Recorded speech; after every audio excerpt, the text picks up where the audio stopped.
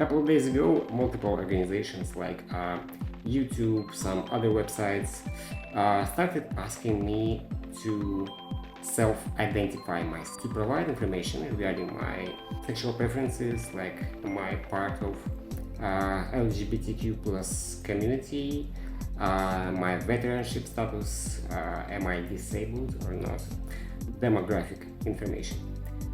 And I was like, why do they need all this stuff? I mean, obviously I am, as you can tell, I'm a part of a disabled community, right? So I'm using a wheelchair, and I do have SMA, like spinal muscular atrophy type 2. Regardless of that, I am always cautious when somebody wants to know too much about me. I mean, when you provide such information to the websites, to the institutions, to the government, how it's gonna impact you, or how it's gonna impact what happens around you? Will it impact the calculations, the statistics which government or these services use to provide you with specific capabilities or specific content maybe? So I am always hesitant to disclose the info which is not strictly necessary for an institution to communicate with me. This is due to me being a part of cybersecurity community, of course, as well, and like a general rule of thumb, So the less you tell about yourself, the less vulnerable you become. And I also started thinking about this. Like, I always tried to avoid self-identification, even in my past when I was much younger, in the start of my career. I started to think about why was I that cautious from the early beginning.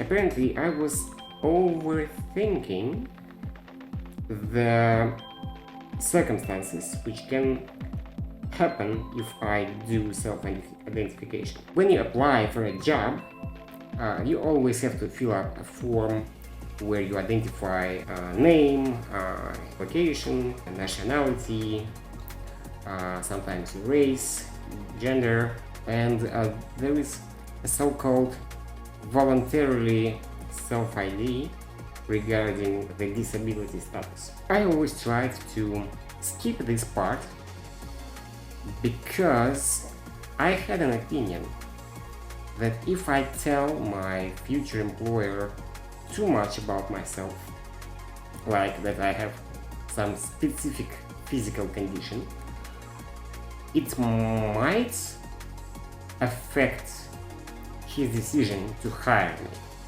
At least that's what I was thinking.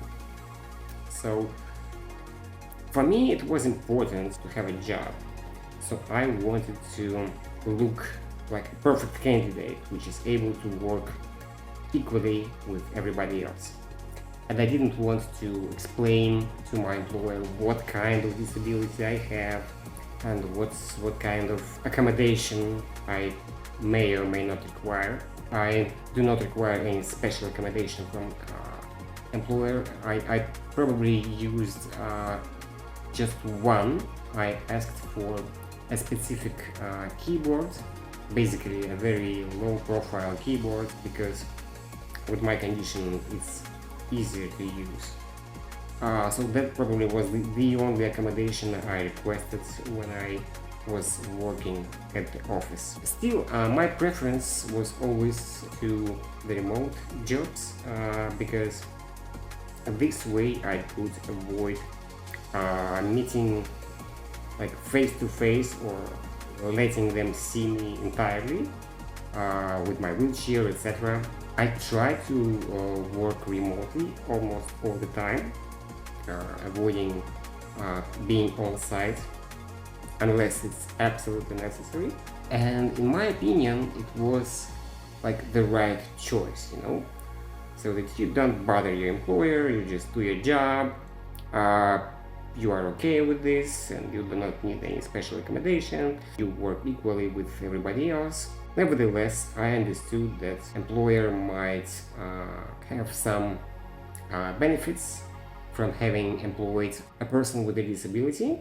So it's always a win-win scenario if an employer is getting a highly skilled professional with a disability. And I started to think like, okay, what can happen if I self-identify in a web form or in an application of my current or prospective employer? And I come up with a solution.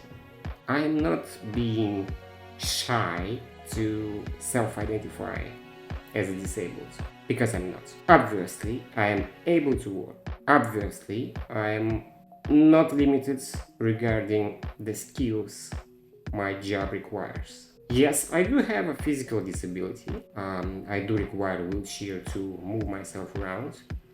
Still, it does not affect my day-to-day duties. I am a high-skilled professional. I got multiple professional industry standard certifications. I got a bachelor's degree in computer science. So I have zero reason to avoid identifying myself as a person with physical disability. I am absolutely confident that the only emotion I should experience when clicking a checkbox and self-identifying as a disabled is pride. I'm proud of myself because I was able to study deep enough. I was able to spend a lot of time gaining my current skills and experience.